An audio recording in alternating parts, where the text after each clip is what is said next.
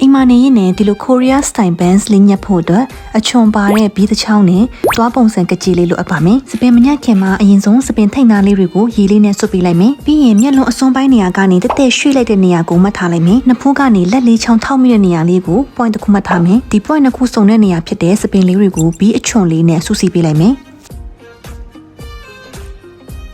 ဒီဘက်ချမ်းကိုလည်းခုနအတိုင်းပဲ point နှစ်ခုစုံတဲ့နေရာဖြစ်တဲ့စပင်လေးတွေကိုစူးစီးပေးလိုက်မယ်။စပင်တွေအားလုံးဆုလိုက်တဲ့အခါမှာဒီလို3ကန်ပုံစံလေးဖြစ်နေရပါပြီနော်။ပြီးရင်စပင်လေးတွေကိုအလျားလိုက်ယူပြီးတော့လိပ်ပေးလိုက်မယ်။ညှရမယ့်နေရာကတော့လိပ်ထားတဲ့စပင်ကိုအောက်ချလိုက်ရင်နှာခေါင်းနေရာလောက်ဆိုရပါပြီ။အကယ်၍ကိုကအညက်လုံတော့မှဆိုရင်နှာခမ်းနေရာမေးစိတ်နေရာတွေကနေစပြီးညက်လို့ရပါတယ်နော်။ဒီလိုသွားပုံစံကက်ကြီးလေးနဲ့ညက်ပေးတာကစပင်ရဲ့ညက်သားလေးကိုပို့ပြီးတဘာဝကျစေတာပေါ့နော်။ညက်ပြီးတော့ရင်စပင်ထိတ်နာလေးတွေကိုရေလေးနဲ့ထပ်ပြီးတော့ဆွတ်ပေးလိုက်မယ်။ပြီးရင်လေမှုတ်ဆက်လေးနဲ့အပေါ်ပိုင်းကနေမချောက်တချောက်မှုတ်ပေးလိုက်မယ်။ပြီးရင်လေမှုတ်ဆက်လေးနဲ့အောက်ကနေခွဲချောင်းနေရာလေးကိုထပ်မှုတ်ပေးလိုက်မယ်။ဒါနဲ့အရင်လာတဲ့ Korea style bands လေးဖြစ်တော့ပါပြီ။သူကမားရမလွယ်တဲ့ညက်နီးလေးမို့ချစ်တို့လည်းစိတ်ဝင်စားကြရင်စမ်းကြည့်လို့ရပါတယ်နော်။